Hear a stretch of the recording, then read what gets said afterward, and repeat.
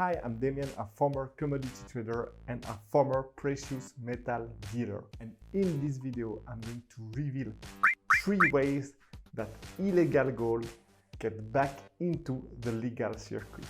Basically, I'm going to talk about money laundering, but for gold. Gold laundering.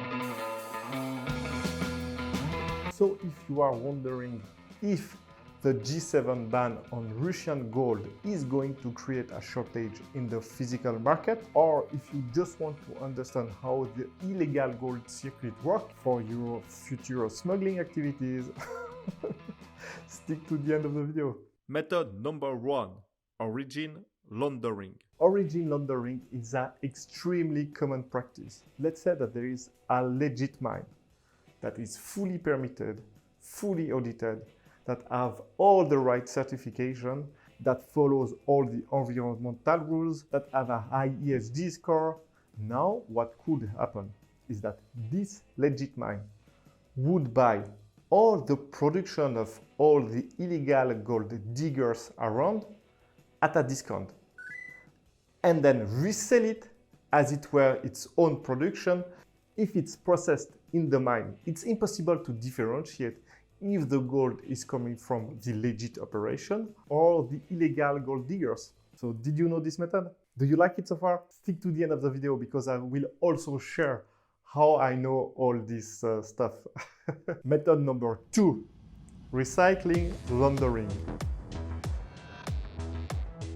If you look at the world gold production, recycling accounts for roughly 300 metric tons per year. And when we think about gold recycling, usually we think about the old necklace of your grandma, electronic waste, and the muscle gold chains. But you probably don't think about that. Basically, in most countries, the recycling gold market is in the hand of 10,000 of small pawn shops and local gold buyers. And out of those, a bunch of them are specialized in buying smuggled gold bars, at a discount of course. Then they blend it with your grandma jewelry to hide its origin, to ultimately resell it to a proper refinery. Method number 3, ghost mine laundering.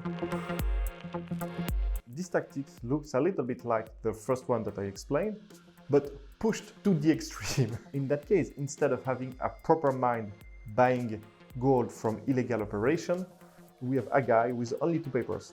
A mining permit and an export permit.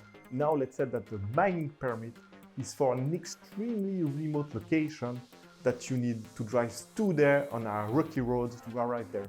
So I can tell you that after 1 day on a rocky road, you're just done, you don't want to go further. So the guy can just chillax, pretend to have a mine, and buy up all the illegal gold that he wants to then export it under his own permit.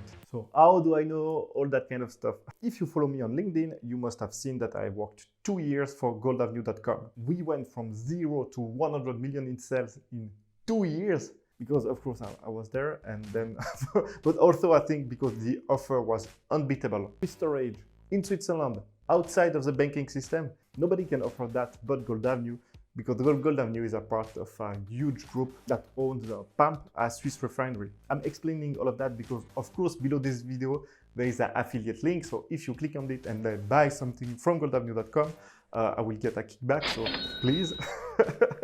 But also when I worked there, I actually asked what was the requirement to sell gold to the refinery. And let me tell you, it was complete insanity. 100 pages of compliance checks, certification, multiple inspection of the site, and so on. So the cost of compliance is so high that only the largest mine with a lot of capital can actually sell to those prime refinery. And also, don't get me wrong, I'm not saying that to remove the responsibility of a small mine owner that decide to bypass the law. I'm just saying, like everything in life, it's not black or white. If you don't have enough capital in the bank, it's much more difficult to play in the legit league. Okay, so you've been waiting, so now I'm going to tell you how I know all that kind of stuff about the illegal gold circuit. So basically, this is definitely not at Gold Avenue that I learned that, because as I said, they have the highest level of compliance within the industry. So there, of course, it's a no-go. But what happened is when the contacts from my old life as a commodity trader learned that I worked in the gold industry, a lot of them just contacted me and I was like, hey, Damien, look, maybe we can do a deal together. Maybe there is something that we can do, blah, blah, blah. And this is how they explain, yeah, all those circuits and ways to bypass the law.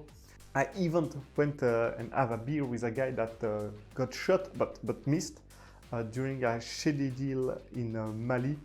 So, you know what the fuck? And if you are wondering if I ever done like anything nefarious with precious metal, no, definitely not. But I think the main reason is just because I'm a pussy. Ciao.